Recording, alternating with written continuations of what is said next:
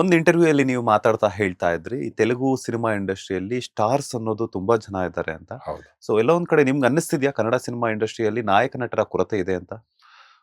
ಸ್ವಲ್ಪ ಈಗ ಸದ್ಯಕ್ಕೆ ಒಂದ್ ಸ್ವಲ್ಪ ಕಮ್ಮಿ ಆಗ್ಬಿಟ್ಟಿದ್ದಾರೆ ಅಂತ ಒಂದು ಬೇಜಾರಿದೆ. ಹೌದು. ನಮ್ಮ ಇಂಡಸ್ಟ್ರಿ ಕೂಡ ಬೆಳೀತಾ ಇದೆ ಈಗ. ಬಹಳ ಆ ಕ್ರೇಜ್ ಹುಟ್ತಾ ಇದೆ. ಈಗ KGF ಬಂತು, ಆನಂತರ ಚಾರ್ಲಿ ಬಂತು, ಕಾಂತಾರ ಬಂತು. ಸೊ ಜನರು ಕೂಡ ಅದನ್ನ ಎಂಜಾಯ್ ಮಾಡಕ್ಕೆ ಶುರು ಮಾಡಿದ್ರು.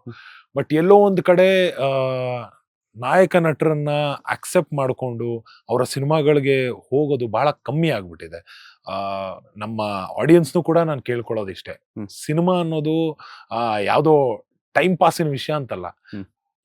ವಾರ ಪೂರ್ತಿ ಕಷ್ಟಪಟ್ಟು ಅದು ಕಷ್ಟನೋ ಸುಖನೋ ಕೆಲಸ ಮಾಡಿ ಬೇಜಾರಾಗಿರ್ತೀರ.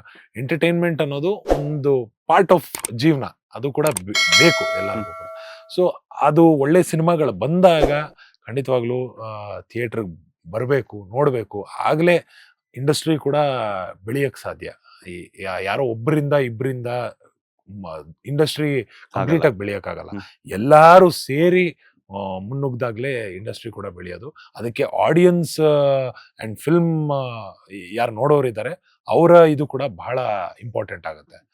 ಅವರು ಮೇಜರ್ ಪಾತ್ರ ಅವರೇ ಪ್ಲೇ ಮಾಡೋದಿಲ್ಲಿ. ಸೊ ಒಳ್ಳೆ ಸಿನಿಮಾಗಳು ನಮ್ಮವರು ಕೂಡ ಕೊಡಬೇಕು, ಇಂಡಸ್ಟ್ರಿ ಅವರು ಕೂಡ ಒಳ್ಳೆ ಸಿನಿಮಾಗಳು ಕೊಡಬೇಕು. ಅದನ್ನ ನಮ್ಮ ಆಡಿಯನ್ಸ್ ಎಂಜಾಯ್ ಮಾಡ್ತಾ ಥಿಯೇಟರ್ಗೆ ಬಂದು ಸಿನಿಮಾ ನೋಡಬೇಕು. ಅವಾಗ ಖಂಡಿತವಾಗ್ಲೂ ಇನ್ನೂ ಒಂದಷ್ಟು ಜನ ಮುಂದಕ್ಕೆ ಬರ್ತಾರೆ, ಹೊಸ ಪ್ರತಿಭೆಗಳಿಗೆ ಆಪರ್ಚುನಿಟೀಸ್ ಸಿಗುತ್ತೆ, ಆ ಥರ ಚೇಂಜ್ ಆಗುತ್ತೆ ಅಂತ ನಾನು ಕಾಯ್ತಾ ಇದ್ದೀನಿ.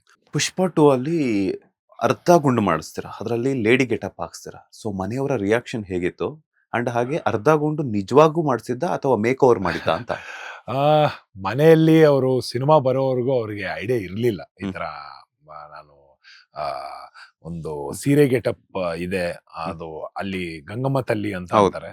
ಸೊ ಆ ಜಾತ್ರೆಗೋಸ್ಕರ ಏನಾದ್ರೂ ಹರಕೆಗಳಿದ್ರೆ ಆ ಹರಕೆ ಆದಾಗ, ಈವನ್ ಸಿನಿಮಾಲು ಕೂಡ ಹಾಗೆ ಇರೋದು, ಪುಷ್ಪ ಕ್ಯಾರೆಕ್ಟರ್ಗೆ ಏನೋ ಒಂದು ಅನ್ಕೊಂಡಿರೋ ಹರಕೆ ಇರುತ್ತೆ, ಅದು ಹರಕೆ ತೀರ್ದಾಗ್ಲೇ ಇದನ್ನ ಮಾಡೋದು ಅನ್ನೋ ತರ. ಸೊ ಆ ಒಂದು ಥಾಟ್ ಇತ್ತು. ಅದ್ರ ಬಗ್ಗೆ ನನಗೆ ಯಾವುದೇ ರೀತಿ ತೊಂದರೆಗಳು ಇರಲಿಲ್ಲ. ಇನ್ಫ್ಯಾಕ್ಟ್ ನಾಳೆ ಒಂದು ಮಂಗಳಮುಖಿ ಕ್ಯಾರೆಕ್ಟರ್ ಬಂದ್ರು ಕೂಡ ನಾನು ಮಾಡೋದಕ್ಕೆ ರೆಡಿ.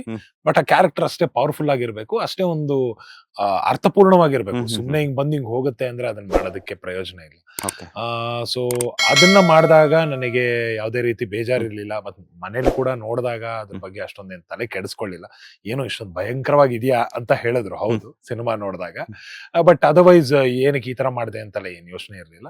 ಅಂಡ್ ಅರ್ಧ ಗುಂಡು ಮಾಡಿಸಿದ್ದು ಅದು ನಾನು ಆಕ್ಚುಲಿ ಮಾಡಿಸಿರ್ಲಿಲ್ಲ, ಯಾಕಂದ್ರೆ ಆ ಟೈಮಲ್ಲಿ ದೇವರ ಕೂಡ ಶೂಟಿಂಗ್ ನಡೀತಾ ಇತ್ತು. ಹಾಗಾಗಿ ಮೇಕಪ್ ಅಲ್ಲೇ ಅದನ್ನ ಮೇಕ್ ಓವರ್ ಮಾಡಿಸಿ, ಮುಂಬೈಯಿಂದ ಕೆಲವೊಂದು ಮೇಕಪ್ ಆರ್ಟಿಸ್ಟ್ ಬಂದಿದ್ರು, ಮತ್ತೆ ಅಲ್ಲೇ ಹೈದರಾಬಾದ್ ಅವರೇ ಒಬ್ರಿದ್ರು. ಸೊ ಎಲ್ಲರೂ ನೋಡ್ಕೊಂಡು ಅದನ್ನ ನೀಟಾಗಿ ಪ್ಲಾನ್ ಮಾಡ್ಕೊಂಡು ಸೆಟ್ ಮಾಡಿ ಅದನ್ನ ಮಾಡಿದ್ದು. ಲೇಟೆಸ್ಟ್ ಹಾಗೂ ಇಂಟ್ರೆಸ್ಟಿಂಗ್ ಸುದ್ದಿಗಳಿಗಾಗಿ ಬಾಸ್ ಟಿವಿ ಕನ್ನಡ ಚಾನೆಲ್ನ ಸಬ್ಸ್ಕ್ರೈಬ್ ಮಾಡಿ.